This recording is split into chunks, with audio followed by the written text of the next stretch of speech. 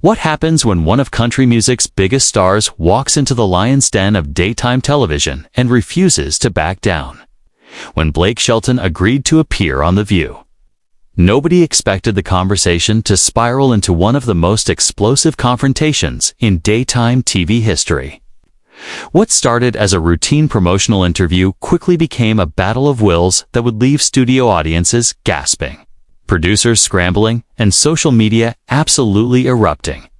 Asterisk, this wasn't just another celebrity interview gone wrong. This was a full-scale verbal warfare that ended with security being called and one of the most shocking exits in television history. Before we dive into this incredible story, make sure to hit that subscribe button and drop a comment below, telling me what you think really happened. Asterisk now. Let's get into the chaos that unfolded when Blake Shelton sat down with Whoopi Goldberg and the rest of the View panel. Asterisk, the morning started like any other at the View Studios in New York City. Blake Shelton had arrived to promote his latest album and upcoming tour dates. Expecting the usual questions about his music career and life in Oklahoma, the country superstar looked relaxed in his signature cowboy hat and boots, settling into the guest chair with that familiar, easygoing smile that had charmed audiences for decades. Asterisk, welcome back to The View, Blake, Whoopi said as the show returned from commercial break. Asterisk, great to have you here again. Asterisk, thanks for having me, Whoopi, Blake replied, his Oklahoma drawl thick as molasses. Always a pleasure to be here with you ladies. Asterisk, the conversation began innocently enough. Joy Behar asked about his new album, and Blake launched into his standard promotional spiel about working with talented songwriters and connecting with his fans. Sarah N. chimed in with questions about his tour schedule, and everything seemed perfectly normal. Then Whoopi decided to steer the conversation in a different direction. Blake, you've been pretty vocal about your political views on social media lately, Whoopi said, her tone shifting slightly. Some of your fans have been upset about your recent posts. Do you think celebrities should keep their political opinions to themselves? Blake's smile faltered for just a moment. Well, Whoopi, I think everyone has a right to their opinion, whether they're famous or not. I'm an American citizen and I believe in speaking my mind. Asterisk, but don't you think you have a responsibility to your fans who might disagree with you? Sunny Hostin interjected. Country music has fans across the political spectrum. Blake leaned back in his chair, his jaw tightening slightly. I respect my fans, but I'm not going to pretend to be someone I'm not just to sell records. If people don't like what I have to say, they don't have to listen. Asterisk, the tension in the studio was starting to build. Whoopi exchanged glances with her co-hosts before pressing forward. Asterisk, it's interesting that you say that, Blake, because some of your recent comments have been pretty controversial. You seem to suggest that certain policies were, quote, destroying traditional American values. Can you elaborate on what you meant by that? Asterisk, Blake's demeanor shifted completely. His relaxed posture straightened, and his voice took on a harder edge. Asterisk, I meant exactly what I said. Whoopi, I grew up in a small town in Oklahoma where people still believe in hard work, family values, and taking care of your neighbors. Those aren't controversial ideas. They're common sense. Asterisk, but whose definition of family values are we talking about? Sunny shot back. Because for many Americans, family values include acceptance and equality for all families, regardless of who they love or how they're structured. Asterisk, I never said anything about not accepting people, Blake replied, his voice rising slightly. But I also don't think we should be rewriting history or pretending that traditional families haven't been the backbone of this country for generations. Joy Behar jumped in, sensing the rising tension. Blake, I think what Whoopi is trying to say is that your comments might come across as exclusionary to some people. Blake turned to face Joy directly. With all due respect, Joy, I don't think I need you to interpret what I meant. I'm perfectly capable of speaking for myself. The studio audience had gone completely silent. Even the camera operators seemed to sense that something was about to explode. Whoopi leaned forward, her voice getting stronger. Blake, you're sitting at this table as a guest, and we're having a conversation. If you can't handle having your views challenged, maybe you shouldn't be sharing them so publicly. Oh, I can handle it just fine, Blake said, his Oklahoma accent getting thicker with anger. But I don't appreciate being lectured by people who live in a completely different world than the folks I represent. Different world. Whoopi's eyebrows shot up. What exactly do you mean by that? Blake gestured around the studio. I mean, this, Whoopi. This bubble you all live in here in New York City. You sit around this table every day talking about how the rest of America should think and feel, but you have no idea what life is really like for regular people. The other co-hosts exchanged uncomfortable glances. This was clearly not going according to anyone's plan. Regular people. Whoopi's voice was getting louder now. Blake, I've been working since I was a child. I've lived in poverty. I've struggled. I've fought for everything I have. Don't you dare sit there and tell me I don't know what regular people go through. Blake stood up slightly in his chair, his hands gripping the armrests. I'm not talking about your personal struggles, Whoopi. I'm talking about the fact that you and your colleagues here think you know what's best for everyone else. You sit in your ivory tower and judge people like me and my fans. Ivory tower. Whoopi was on her feet now, her voice booming across the studio. This is exactly the kind of divisive rhetoric that's tearing this country apart. You want to talk about knowing regular people? I connect with regular people every single day through this show. You connect with people who already agree with you, Blake shot back, also standing up. Anyone who disagrees gets shouted down or called names. That's not connecting. That's preaching to the choir. The producers were frantically signaling from behind the cameras, trying to get the situation under control. But both Whoopi and Blake were too fired up to notice. You know what, Blake? Whoopi said, pointing her finger at him. If you think this show is so terrible, and if you think we're so out of touch, then maybe you shouldn't have come here in the first place. Maybe I shouldn't have, Blake replied, his voice dripping with sarcasm. But I thought I was coming here for an interview, not an interrogation. The studio had erupted into chaos. Audience members were murmuring loudly. Camera operators were looking confused, and the other co-hosts were trying desperately to restore order. Sarah N. attempted to jump in. Maybe we should all just take a step back. And no, Whoopi interrupted, her eyes locked on Blake.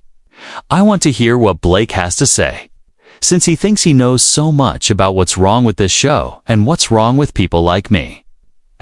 Blake's face was flushed, his hands clenched. At his sides, you want to know what I think, Whoopi? I think you've forgotten where you came from.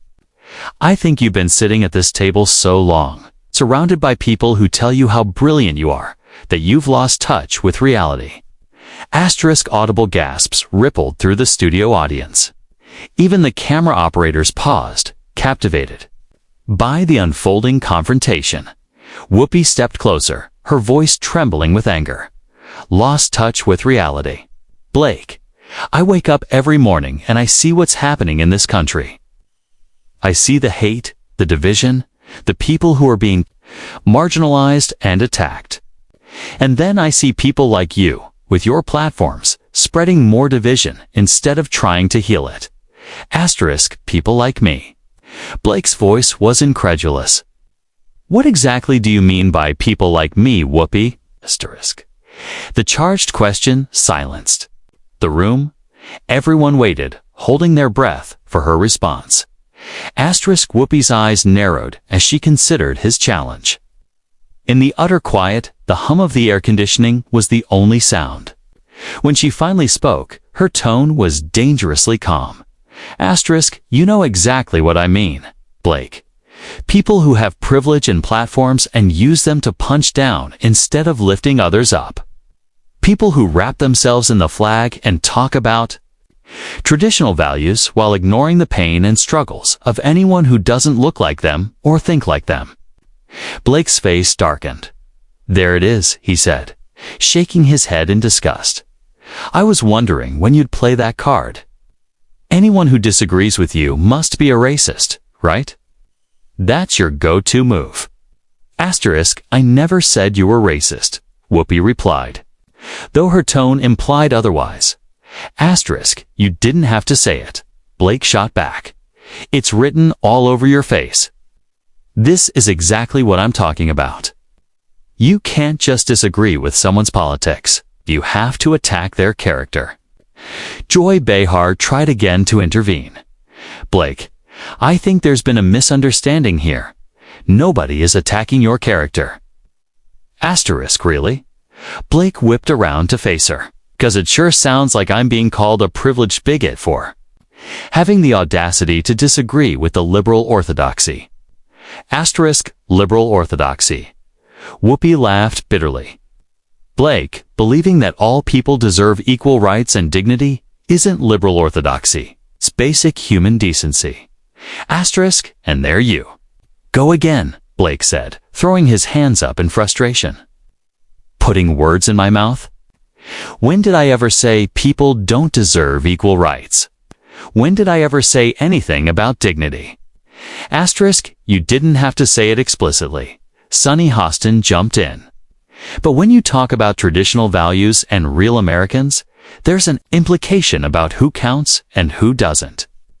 Blake turned to Sonny, his anger boiling over. An implication? So now, you're mind readers? You're going to tell me what I really meant instead of listening to what I actually said? Asterisk, what you actually said was pretty clear. Whoopi interjected. You said people like us live in a different world and don't understand regular Americans.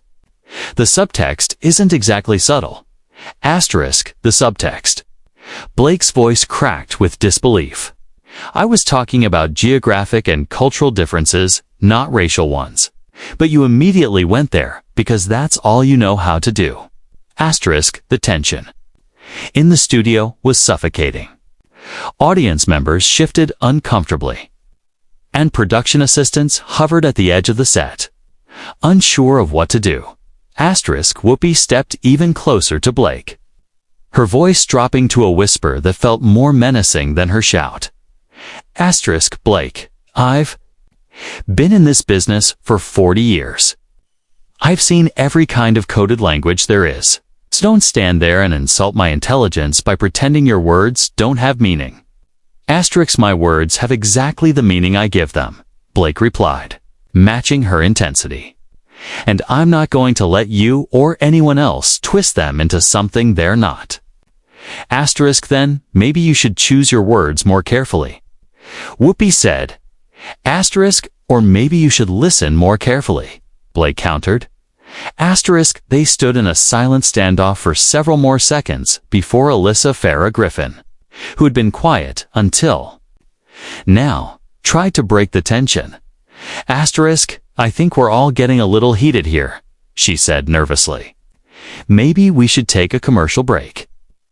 Asterisk, and no, Blake said firmly, his gaze never leaving Whoopi. I want to finish this conversation. I came here to talk about my music, and somehow it turned into a character assassination. I think the viewers deserve to see how this really works. Asterisk, how it really works, Whoopi demanded. Asterisk, this. Blake gestured around the table. This whole setup. You invite someone on. You ask them loaded questions. And then when they don't give you the answers you want, you attack them personally. It's not journalism. It's a hit job. Asterisk, the accusation hung in the air like a bomb. Whoopi's face cycled through shock, anger, and something that looked almost like hurt. Asterisk, a hit job. She repeated slowly. Blake, we asked you about your public statements. That's not a hit job. That's accountability. Asterisk, accountability. Blake laughed harshly. That's rich, coming from someone who's made a career out of saying whatever she wants without consequences. Asterisk, without consequences. Whoopi's voice rose again. Blake, I've faced consequences for my words my entire career. I've been criticized. I've been canceled. I've been attacked. But I keep speaking my truth because that's what integrity looks like. Asterisk, integrity. Blake's voice dripped with sarcasm. Is that what you call it when you use your platform to silence people who disagree with you? I'm not silencing anyone, Whoopi shot back. You're sitting right here talking. Nobody's stopping you from saying whatever you want to say, asterisk, really? Blake retorted, because it feels like every time I try to explain my position, you interrupt me or twist my words or accuse me of having hidden meanings. Maybe that's because your position is indefensible, Whoopi said bluntly. The words struck Blake like a physical blow. He stared at her, his jaw working as he processed the statement. Asterisk, indefensible, he repeated quietly. Believing in hard work, family, and community is indefensible. Asterisk, your belief in those things is fine, Blake, Whoopi said. It's when you use those beliefs to exclude and marginalize others that it becomes a problem. Asterisk, I never excluded anyone, Blake insisted, his voice growing louder again. I never marginalized anyone. Asterisk, you're making that up, am I? Whoopi challenged. Because your social media posts paint a pretty clear picture of who you think belongs in your version of America. Asterisk, Blake's hands began to shake. My version of America includes everyone who wants to work hard and contribute to their communities. That's not exclusionary. That's common sense. Asterisk, but what about people who can't work hard because they're disabled? Whoopi pressed. What about people who contribute in ways that don't fit your narrow definition? What about people who need help? Asterisk, I never said anything about not helping people who need help. Blake protested. You're putting words in my mouth again? Asterisk, I'm listening to the words you've already put out there, Whoopi replied. And they tell a pretty clear story about your values. Blake stood up abruptly, his chair scraping against the floor. You know what? You're right. My values are clear. I believe in personal responsibility. I believe in earning what you get. I believe in respecting the people who built this country. And I believe in taking care of each other. Whoopi also stood. I believe in lifting up the people who've been knocked down. I believe in using our success to help others succeed. That's not mutually exclusive with what I believe. Blake said, asterisk, isn't it? Whoopi challenged. Because your policies and your candidates sure seem to think it is. Asterisk, my candidates. Blake's face darkened. Now you're telling me who I vote for? Asterisk, I'm looking at who you support publicly, Whoopi said. And their records speak for themselves. Asterisk, their records are a hell of a lot better than your candidate's records, Blake shot back. Asterisk, the studio erupted. Audience members gasped. The other co-hosts tried to speak over each other as the production crew descended into full panic mode. Asterisk, my candidates. Whoopi's voice was thunderous. Blake, I don't tell people who to vote for. I tell them to vote, period. But you seem to think anyone who disagrees with your politics is somehow un-American. Asterisk, I never said that. Blake protested, but his voice was lost in the chaos. Asterisk, you didn't have to say it, Whoopi continued. It's in every interview you give, every tweet you send, every time you talk about real Americans versus everyone else. Blake began gesturing wildly, his Oklahoma accent thickening. You're twisting everything I've ever said. This is exactly what I'm talking about. You can't just disagree with someone. You have to destroy them. Asterisk, nobody's trying to destroy you, Blake, Joy Behar said, making another attempt to calm the situation. We're trying to have a conversation. Asterisk, a conversation. Blake turned to her with disbelief. Is that what you call this? Because it feels more like a trial. Asterisk, maybe that's because you're feeling guilty about something, Whoopi said quietly. Asterisk, her words carried across the studio like a gunshot. Blake froze. Asterisk, for a moment, the entire studio fell silent again. When he finally spoke, his voice was barely controlled. Asterisk, guilty. What exactly should I feel guilty about? Asterisk, you tell me, she replied, crossing her arms. You're the one who seems to be taking everything so personally. Asterisk, Blake stared at her, his chest rising and falling with each breath. Then, slowly, he reached up, removed his cowboy hat, and ran a hand through his hair. Asterisk, you know what? Ah, he said finally. You're right. I am taking this personally. Because you're not just attacking my politics, you're attacking everything I am and everything I come from. And I'm not going to sit here and let you do it. Asterisk, the studio was electric with tension. Blake held his hat, his knuckles white, from gripping it so tightly. Whoopi stood across from him, arms crossed, her gaze unwavering. Asterisk, nobody's attacking who you are. Blake, she said, her voice softer now, but still firm. But when you use your platform to promote divisive rhetoric, you have to expect pushback. Asterisk, divisive rhetoric. Blake's voice cracked with emotion. I'm talking about the values my grandfather taught me, the lessons my parents drilled into me. If that's divisive, then I guess I'm guilty as charged.